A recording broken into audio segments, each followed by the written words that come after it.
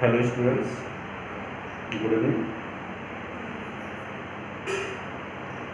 SSC, bank, TGT, PGT में जो grammar आता है उसको सॉल्व करने के लिए हमको सबसे पहले बेसिक जानकारी की आवश्यकता होती है। अगर हम लोग बेसिक जानकारी नहीं रखते हैं तो कहीं ना कहीं जो चीज़ें आती रहती हैं एग्जाम में, जिसको हम सॉल्व करने के लिए सॉल्व कर सकते हैं लेकिन वो सॉल्व नहीं हो पाता है। तो जब भी ग्रामर को स्टार्ट करना होता है तो हम लोगों को चाहिए कि ग्रामर को बेसिक लेवल से स्टार्ट किया जाए। कभी कभी क्या होता है कि हम लोग जानते हैं कि छोटी छोटी चीज़ें हैं, उनको लर्न करना, उनको याद करना, उनको दिमाग में रखना कि क्या मतलब है लेकिन उनका मतलब होता है, और मतलब होने का मतलब ये है कि वो कहीं ना कहीं यूजफुल होती हैं और हम लोग उसको समझ नहीं पाते हैं। तो ग्रामर को जब भी स्टार्ट करना हो शुरू से पढ़िए, और किताबें भी जो भी लिखी जाती हैं, अगर अच्छा राइटर्स है और अच्छे ग्रामरियन हैं तो वो जब भी लिखते हैं कोई बुक तो बेसिक लेवल से ही लिखते हैं। वो एकदम शुरुआत से लिखते हैं और ताकि उनके कॉन्सेप्ट को समझने में स्टूडेंट्स को कोई दिक्कत ना हो। तो चलिए आज हम लोग भी ग्रामर स्टार्ट करते हैं और देखते हैं कि कैसे ग्रामर पढ़ा जाता है और कैसे छोटी छोटी चीज़ों को देख करके हम लोग ग्रामर को अच्छी तरह समझ सकते हैं। चलिए सबसे पहले इंग्लिश ग्रामर को लिखने का प्रयास किया जा रहा है। हम लोग को ग्रामर सीखना है और ग्रामर सीखते समय यह ध्यान देना है कि छोटी छोटी चीज़ों को हम लोग इग्नोर ना करें, क्योंकि वो छोटी छोटी चीज़ें वो बड़े बड़े क्वेश्चंस में भी आ जाते हैं। चलते हैं इंग्लिश ग्रामर की तरफ। तो इंग्लिश ग्रामर में ये जानना जरूरी है कि इंग्लिश ग्रामर की सबसे छोटी यूनिट क्या है। अगर प्रश्न किया जाए कि इंग्लिश ग्रामर है और इसकी यूनिट्स की बात की जाए तो सबसे छोटी यूनिट क्या होती है, तो आप लोगों को पता है ये चीज़ कि इंग्लिश ग्रामर की जो सबसे छोटी यूनिट होती है वो लेटर्स हैं। लेटर्स, ये लेटर्स जो होते हैं वो इंग्लिश ग्रामर की सबसे छोटी यूनिट्स होती हैं। अगर पूछा जाए कि इंग्लिश ग्रामर में लेटर्स की संख्या कितनी है तो हर कोई बंदा बता देगा, हर एक स्टूडेंट बता देगा कि इंग्लिश ग्रामर में लेटर्स की संख्या कितनी होती है, 6 होती है। अगर उनके सिंबल की बात किया जाए तो जो रोमन स्क्रिप्ट है वही इसके सिंबल्स होते हैं, ए से लेकर के जेड तक। ए से लेकर के जेड तक जो ये अल्फ़ाबेट हैं वही 26 लेटर्स होते हैं। अब इतना तो हम लोग जानते ही हैं, लेकिन इसको भी जानना थोड़ा सा अलग है। और जानना कैसे अलग है कि लेटर्स को हम 3 पार्ट में डिवाइड कर लेते हैं। 3 पार्ट्स में इसको डिवाइड किया जा सकता है। Letters can be divided into 3 parts, और इसको देखते हैं हम कैसे इसको डिवाइड किया जाता है। देखते हैं लेटर्स को जब डिवाइड किया जाता है तो सबसे पहले हम कहते हैं कि इसके जो पार्ट्स हैं वो वावेल्स हैं, कॉन्सोनेंट्स हैं और क्या है, सेमी वावेल। Semi Wavell. अगर किसी भी स्टूडेंट से पूछा जाए, इंग्लिश में इंटरेस्ट रखने वाले किसी भी स्टूडेंट से यदि पूछा जाए कि इंग्लिश ग्रामर में लेटर्स की संख्या 26 होती है, उन लेटर्स को कितने पार्ट में डिवाइड किया जा सकता है, तो हर एक बंदा बता देगा। But the person who is interested in English language, in English grammar, जो इंग्लिश ग्रामर में इंटरेस्ट रखता है वो बता देगा कि भाई लेटर्स को 3 पार्ट में डिवाइड किया जाता है, वावेल्स में, कॉन्सोनेंट्स में और सेमी वावेल्स में, सेमी वावेल में। तो वावेल्स की संख्या तो 5 होती है, आप लोग जानते हैं। यदि उनसे उनके बारे में पूछा जाए कि वो कौन कौन से वावेल्स होते हैं तो आप लोग भी बता देंगे। वो होता क्या क्या है, ए होता है, ई होता है, आर होता है, ओ होता है और कॉन्सोनेंट्स के बारे में पूछा जाए तो बता देंगे कि इसकी संख्या कितनी होती है, 21 है। और बता दिया जाएगा ससरी निगाह से कि बी से लेकर के जेड तक इनको छोड़ करके जितने भी लेटर्स बचते हैं वो कॉन्सोनेंट्स की श्रेणी में आते हैं। प्रश्न उठता है फिर सेमी वॉवेल क्या है। तो हम लोगों को ये समझने की जरूरत है सेमी वॉवेल वाई को कहा जाता है। इस लिहाज से अगर ये पूछा जाए कि कॉन्सोनेंट्स की संख्या 20 होती है तो गलत नहीं होगा, क्योंकि अगर 3 पार्ट्स में डिवाइड किया जा रहा है तो वॉवेल की संख्या 5 है और कॉन्सोनेंट्स की संख्या 20 है, तो वॉवेल सेमी वॉवेल की संख्या कितनी होगी? 1 होगी। इसको सेमी वॉवेल क्यों कहा जाता है? प्रश्न उठता है कि वाई को सेमी वॉवेल क्यों कहा जाता है, इसकी संख्या 1 होती है। तो इसके पीछे भी एक लॉजिक है, और वो लॉजिक क्या है इस पर चर्चा करना जरूरी है।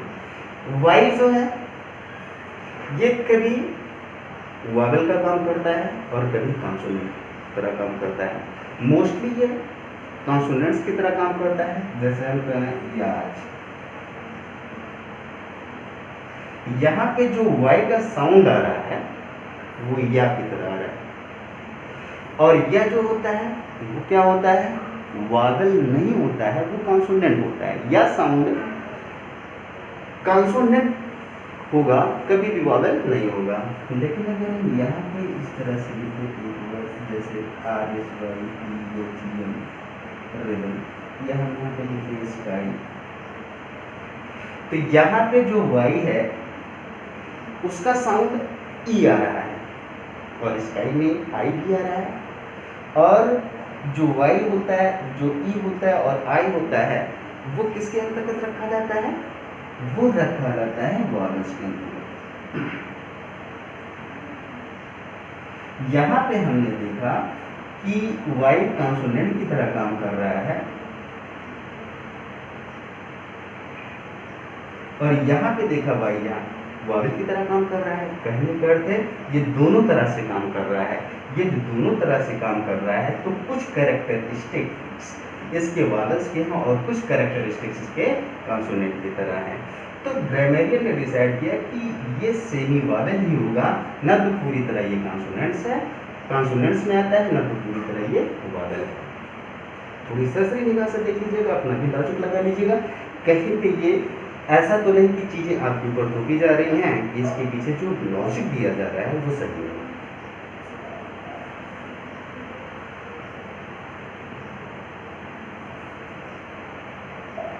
चलिए आगे बढ़ते हैं।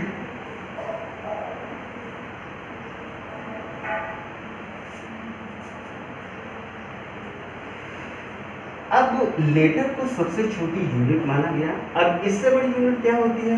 इसके संदर्भ में भी कंट्रोडिक्शन क्या है?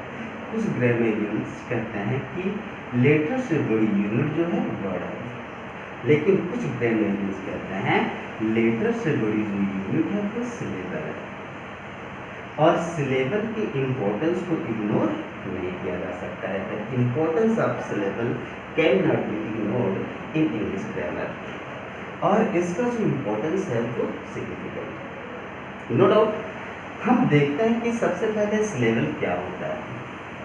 सिलेबल के संदर्भ में ये जानना है कि किसी भी वर्ड का वह पार्ट जिसको एक बार में बोला जा सकता है वही हमारा क्या होता है? सिलेबल होता है।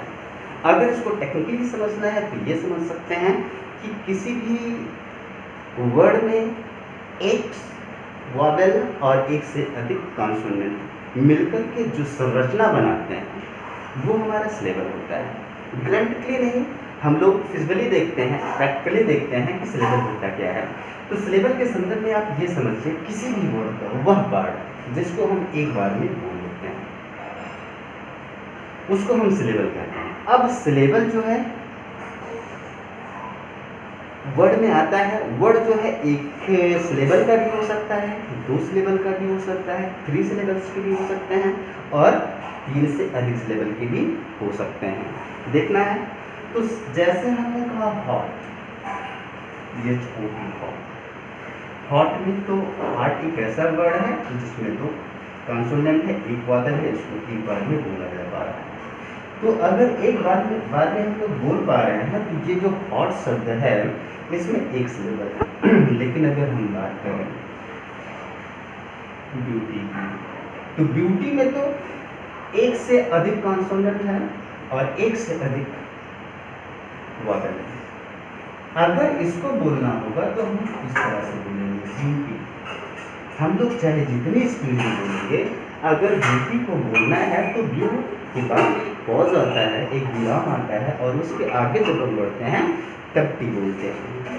कहने का मतलब ब्यूटी एक ऐसा वर्ड है जिसमें दो सिलेबल है। इसी तरह से अगर इसको किया जाए ब्यूटी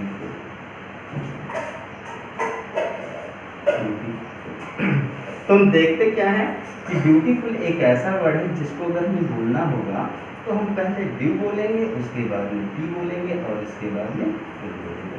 कहने का अर्थ है कि ब्यूटीफुल एक ऐसा वर्ड है जिसमें सिलेबल की संख्या कितनी है? 3 है, क्योंकि हमको 3 बार पॉज लेना पड़ता है। पहला पॉज हम ब्यू पे लेते हैं, दूसरा पॉज हम टी पे लेते हैं, और तीसरा पॉज हमारा फुल जब कंप्लीट हो जाता है तब लेते हैं। तो फाइनली ये कहा जा सकता है कि इस वर्ड में जो सिलेबल्स हैं उनका जो संख्या है वो 3 है। आगे बढ़ते हैं कि सिलेबल को कितने पार्ट में डिवाइड किया जा सकता है। सिलेबल को कितने पार्ट में डिवाइड किया जा सकता है, इस पर हम लोग चर्चा करते हैं। सिलेबल की कभी कभी स्पेलिंग पूछ ली जाती है, तो सिलेबल की स्पेलिंग और ग्रामर की स्पेलिंग भी पूछी जाती है। थोड़ा ध्यान दीजिएगा, तो ग्रामर की भी स्पेलिंग पूछी गई है, एक बार नहीं कई बार भिन्न एग्जाम्स में पूछा गया है, चाहे SSC हो, चाहे बैंक हो, चाहे फिर TGT हो या PGT हो इंग्लिश में, तो सब जगह ये पूछा गया। इसमें आर की संख्या 1 होती है और एन की संख्या 2 होती है, और लास्ट में ER नहीं जुड़ता है, ना तो OR जुड़ता है, ये AR ही रहता है। इसी तरह सिलेबल के संदर्भ में देखिएगा, सिलेबल में जो स्पेलिंग होती है यस वाई के बाद में ये लियट की संख्या 2 बार है, और यहाँ पे ये ई होता है, ई को हम हटा नहीं सकते हैं। सिलेबल को अगर पूछा जाए कि कितने पार्ट्स में इसको डिवाइड किया जा सकता है, तो जो ग्रामेरियन है इसको 4 पार्ट्स में डिवाइड करते हैं, 4 पार्ट्स में। किस किस पार्ट्स में? Monosyllabic word. ये मोनोसिलेबिक वर्ड क्या है? मोनो का शाब्दिक अर्थ होता है एक होता है, सिलेबिक मतलब सिलेबल से संबंधित, और वर्ड मीन्स क्या होता है? शब्द होता है ऐसा वर्ड जिसमें केवल एक सिलेबल पाया जाता है। अभी एक वर्ड बोला गया था और बोला गया था, ये ऐसा वर्ड है जिसमें सिलेबल की संख्या कितनी है? 1 ही है। इसलिए आगे बढ़ते हैं। अगर हम लोग बॉय बोल दें, इसमें भी सिलेबल की संख्या कितनी है? 1 है। अगर हम लोग शॉर्ट बोल दें, इसमें भी सिलेबल की संख्या 1 ही है। तो अगर ये पूछा जाए हॉट, बॉय, शॉर्ट, इसमें कितना सिलेबल है, तो हम लोग ये कह सकते हैं कि हॉट एक ऐसा वर्ड है जिसको हम एक ही बार में बोल लेते हैं, बीच में कहीं पॉज लगाने की ज़रूरत नहीं होती है। बॉय को हम एक बार में बोल लेते हैं, कहीं पे भी पॉज लगाने की ज़रूरत नहीं होती है। इसी तरह अगर हम शॉर्ट की बात करें तो शॉर्ट को भी एक बार में बोला जा सकता है, यहाँ पे इसको बोलने में कहीं पे भी पॉज लगाने की ज़रूरत नहीं होती है। तो ये सारे वर्ड्स जो हैं वो मोनोसिलेबिक वर्ड्स के अंतर्गत आते हैं। अब इसके बाद में हमारे ग्रामेरियन कहता है कि दूसरा जो होता है प्रकार वो बाइसिलेबिक वर्ड होता है। बाइसिलेबिक वर्ड किसे कहते हैं, इसको थोड़ा ध्यान देने की जरूरत है। ऐसे वर्ड जिसमें 2 सिलेबल पाए जाते हैं। पहली बात की जा रही थी ब्यूटी को अगर हमको बोलना होगा तो सबसे पहले क्या करेंगे? पहले लिखेंगे ब्यू, लिखेंगे ब्यू बोलेंगे, सॉरी, और उसके बाद में हम टी बोलेंगे।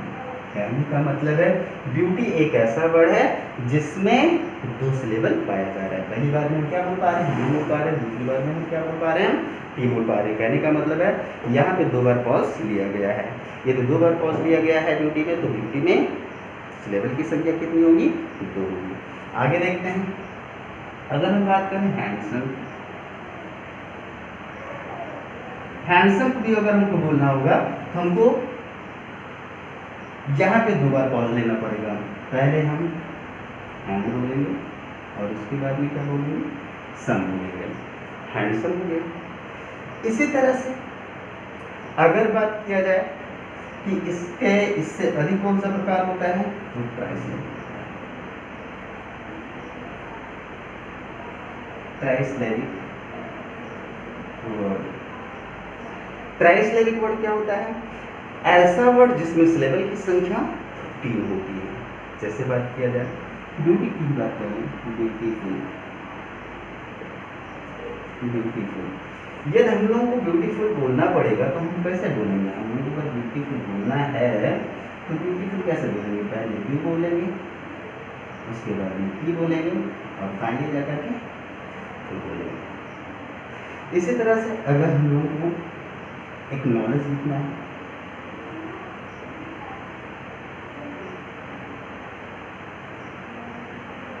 एक नॉलेज लिखना है, इसको कैसे बोला जाएगा?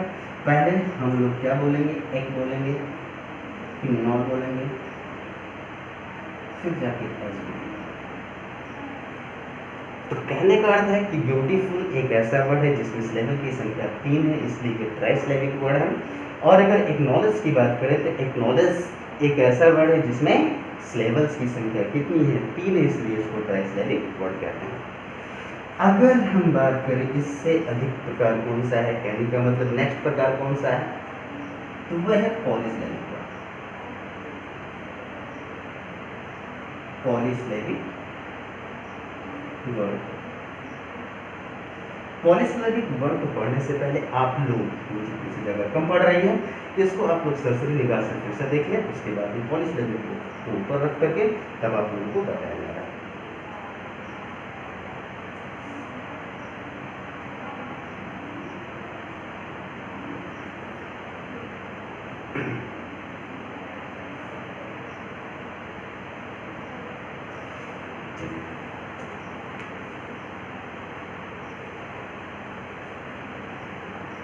जो चौथा प्रकार है वो पॉलीसिलेबिक है।